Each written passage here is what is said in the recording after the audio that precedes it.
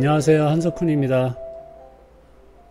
추석을 맞이해서 오랜만에 동영상 한마디 올립니다. 제가 여름방학 동안에는 시간이 여유가 생겨서 이 유튜브 채널에 다양한 동영상들을 만들고 정리해서 올렸는데요. 2학기가 시작하고 나니까 뭐 그럴 시간이 없네요. 그런데 2학기 시작하면서 또 새로운 강의하면서 여러가지 생각거리와 이야기거리들이 생겨서 그런 말씀을 추석 연휴에 잠깐 여유가 생긴 틈에 올리려고 합니다. 최근 들어서 제가 학교에서 맡은 일들이 많아졌는데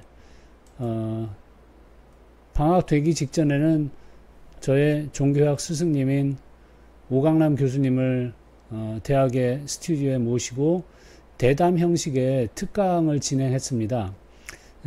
제가 존경에 맞지 않는 오강남 교수님께서 노자의 도덕경에 관해서 지혜의 말씀을 들려주셨는데 그 내용이 뭐 매우 훌륭하고 그리고 많은 사람한테 도움을 줄 수 있는 내용이라 많은 시청자들하고 나누고 싶지만 이게 대학에서 제작해서 대학 내에서 일단은 폐쇄적으로 진행이 되는 행사라 제가 이 파일을 일반적으로 이렇게 대중에게 공개를 할 수는 없습니다. 그래서 그냥 이런 소식만 전해드리고 뭐 나중에 몇 해가 지나고 나서 대학에서의 행사가 종료되고 나면 일반적인 공개를 좀 고려를 해보겠습니다.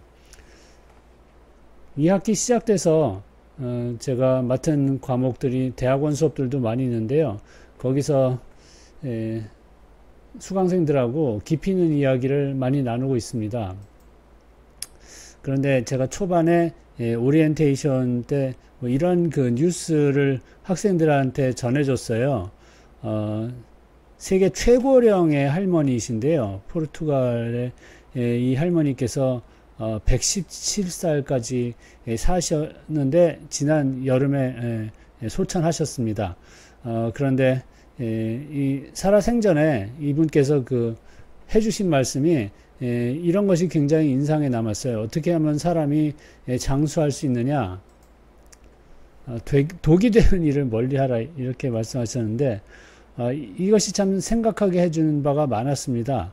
그래서 이 최고령 할머님의 그 연륜을 존경하며 존중하며 이분의 말씀이 과연 우리에게 어떠한 그 실효성이 있을지에 대해서 이제 머리를 굴려보고 생각하면서 저의 대학원 수강생들 여러분께도 이런 이야기를 들려드렸어요. 그런데 이게 특히 제가 주로 상대하는 현지 교사분들 그리고 예비 교사분들 대한민국의 교단을 지키시는 분들께 함의가 많은 말씀이라고 생각을 하는데요. 왜냐하면 최근 들어서 뭐 과거에도 좀 그랬지만 최근 들어서 특히 작년서부터 더 불거진 것이 독이 되는 사람들이 교단을 습격하고 있습니다. 이른바 교권 추락 사태라는 것 때문에 교원 양성 일을 담당하고 있는 저도 참 그것에 대해서 고민도 많고 어떻게 이러한 사태의 개선을 위해서 무슨 일을 할 것인가 그런 궁리도 하면서 살 수밖에 없는데요. 왜 한국 사회는 이런 독이 되는 이들이 많아졌을까 생각하면 저는 이들이 글쎄요 아직은 소수라고 생각합니다. 제 순진한 믿음이라고 보진 않고요. 전 그렇게 순진한 사람은 아니고 그냥 객관적인 관찰 결과로 보더라도 다수는 선량하다라고 생각해요. 그러나 소수의 이른바 갑질하는 진상들이 있습니다. 그 진상짓을 벌이는 이 사람들의 그 마음 상태가 이런 것이 아닐까 하는 추측을 해봤어요. 이 글은 구소련의 대문호이고 노벨 문학상을 받은 알렉산더 솔제니친이 쓴 세계적인 걸작 수용소 군도에 나오는 한 구절입니다. 저는 수용소 군도는 다 읽지 못했습니다만 중학교 때 이반 제니소비치의 하루를 읽고 굉장히 큰 충격을 받았던 기억은 있습니다. 여기서 묘사하는 것은 그러니까 시베리아의 인간성이란 것은 완전히 그 짓밟힌 그런 수용소 생활을 하는 처참한 생활을 하는 사람들의 그 마음 상태를 얘기해 주고 있어요. 설마 한국 사람 중에서 이렇게 생각하는 사람이 있으랴 라고 말하고 싶지만 우리들 중에 누구는 이러한 마음가짐으로 살고 있을지도 모르겠다는 생각이 듭니다. 특히 한국도 엄청난 경쟁 사회이고 전 세계적인 스케일로 놓고 볼 때 이게 굉장히 힘겹게 살아가는 사회이고 헬조선이라는 말이 나왔던 곳이고 여기서 글쎄요 다수는 여전히 도덕성을 견지하고 양심을 유지하고 타인과 서로 배려하며 살아가고 있을 테지만 우리들 중에 극소수는 그렇지 못한 사람들이 있을 것이에요. 그 사람들은 독을 품고 있을 것이고 그 독을 교단에다가 풀어놓을지도 모른다는 생각이 듭니다. 그러니까 이런 마음가짐으로 세상을 보면 탐욕과 두려움으로 양심을 망각해버리고 오직 자신의 물질적이고 신체적인 안위만을 구하게 되는 것이고 이럴 때 우리는 영혼을 잃는다라고 말할 수 있겠죠. 글쎄요, 저는 지금 뭐 타인들을 굳이 손가락질하고 심판하고 비난하기 위해서 이런 말을 하는 것이 아닙니다. 저는 늘 저 자신의 평생에서 언제 영혼을 잃었는가 그것들을 포착해내고 있어요. 남 얘기가 아니라 제 얘기이기도 합니다만 그러나 우리가 너무 자주 영혼을 잃는 것은 결코 바람직하지 못하겠죠. 이런 마음 상태에 대해서 제가 최근에 읽은 융의 책에서는 구획화라는 묘사를 쓰고 있어요. 그러니까 사람이 자신의 행동거지를 삶의 여러 가지 영역에서 구획을 정해가지고 여기서는 이런 일을 하고 저기서는 저런 일을 하는데 다 나름대로 그 구획에 맞는 자신만의 합리화 논리가 있습니다. 그러니까 집에서는 직장에서는 굉장히 도덕적인 사람으로 윤리와 에티켓을 다 지키면서 살아가지만 이 사람이 어떤 다른 탐욕의 장소에 가서는 완전히 돌변해서 정말 인간 같지도 않은 일을 저지르는데 그게 다른 구획이니까 괜찮다라는 그런 합리화하는 논리를 스스로 견지한다 그런 얘기가 되겠어요. 진상이라는 사람들은 갑질하는 사람들은 스스로는 도덕적이라고 여길 것이라고 생각해요. 특히 자신의 어떤 구획화된 영역에서는 나름 자기는 법을 잘 지키고 사람들을 존중하고 대우하는 도덕적인 사람이라고 여길지도 몰라요. 그러나 어떤 구획에 들어가서는 완전히 다른 짓을 하는 것도 무방하다라고 여길지도 모릅니다. 그 어떤 다른 영역은 이를테면 서비스 업종 같은 것이죠. 식당에 가서 갑질하는 사람들, 그리고 저희 경비원들께 갑질하는 사람들, 택배 기사께 갑질하는 사람들, 그런 사람들은 자신의 그런 삶의 영역에서는 그것이 정당하다라고 자신의 당연한 권리다라고 당당하게 믿고 있을지 모릅니다. 좀 심하게 생각하면 한나 아렌트의 예루살렘의 아이히만에 나온 평범한 사람들의 자신의 잔인한 행위를 합리화하는 그런 심리 상태하고 비슷하지 않을까 하는 생각까지 들어요. 글쎄요, 이게 갑질하는 소수에 대해서 그냥 비난의 화살을 돌리려고 하는 말씀은 아니고 저도 그랬었던 것 같고 계속 그러지 않을까 경계하고 있기도 합니다.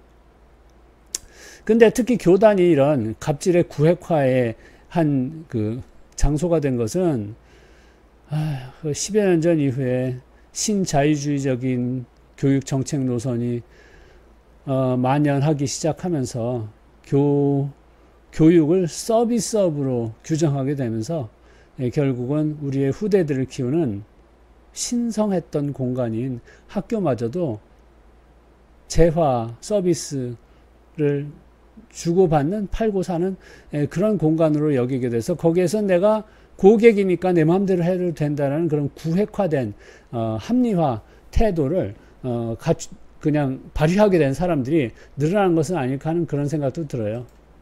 그래서 제 생각에는 한국 사회에 독이 되는 이들이 꽤 있고요. 비록 우리 다수는 선량하더라도 그런 사람들이 독을 학교에서도 품어내고 있지 않을까 뿜어내고 있지 않을까 하는 그런 생각인데, 여기에 대해서 우리는 그럼 어떻게 해야 될까? 이 할머님 말씀대로 그냥 멀리 하면 될까에 대해서 제가 강의실에서 이제 이야기를 풀었더니, 뭐 이런 굉장히 깊은 대응들이 나왔습니다. 과연 삶에서 독을 멀리 하는 게 가능할까? 가능하지 않아요. 학교 선생님들 독을 품은 학부모를 멀리 하는 게 가능하지 않아요. 또 그러한 아이를 멀리 하는 게 가능하지 않아요. 그래서 우린 이러고 살면 좋겠어요. 정말 독이 되는 이들하고 거리를 두고 살면 좋겠지만 현실적으로 불가능한 경우가 너무 많습니다. 그래서 이 조언을 따르기가 사실 굉장히 힘이 들고요. 그리고 또 굉장히 깊은 이런 사유가 학생들한테서 제시가 됐는데, 삶에서 독도 좀 필요한 게 아닌가 이라는 말씀입니다. 삶이 꽃길이기만 하다면 얼마나 좋겠어요. 근데 꽃길은 드물죠. 삶에는 이곳저곳에 맹독을 품은 독사들이 숨어 있습니다. 독이 있어요. 근데 그 독은 전부 다 우리에게 주어진 악마의 저주이냐? 또 그렇게만 볼 수도 없다는 얘기예요. 독이 있으니까 우리가 정신을 차리기도 하거든요. 자신을 되돌아보기도 하고요. 결국은 요즘에 유행하는 그 회복 탄력성이라는 개념에서 중요한 것이 일상의 독의 유용성이라고 볼 수가 있습니다. 그러니까 독이 너무 지독해가지고 그것에 쏘여서 죽어버리면 그건 심한 일이고 그러면 안 되겠지만, 그게 아니라 적절한 양의 독은 우리로 하여금 우리에게 자극을 줘서 자신을 되돌아보게 하고 깊은 반성을 하게 하는 그런 기능이 있단 말입니다. 그런 독이 없으면 우리가 정신적으로 성장하지 못할 거예요. 그래서 독도 필요하다는 이런 학생들의 말씀이 분명히 가치가 있는 말씀이라고 생각하고, 또 더 깊은 대응은 이런 말씀도 나왔습니다. 혹시 내가 독일 수는 없는가? 예, 이게 정말 훌륭한 말씀이라고 생각해요. 제가 저의 삶의 지표를 삼고 있는 말씀이기도 해요. 이게 다 내 탓이 아닌가? 내가 남들 비판하고 사회 구조에 대해서 비난의 그 손가락질을 하고, 그런데 그 이전에 내가 만든 독은 없는가? 그 독을 발견하는 게 저의 공부와 수행의 과정은 아니었었던가 하는 그런 생각도 합니다.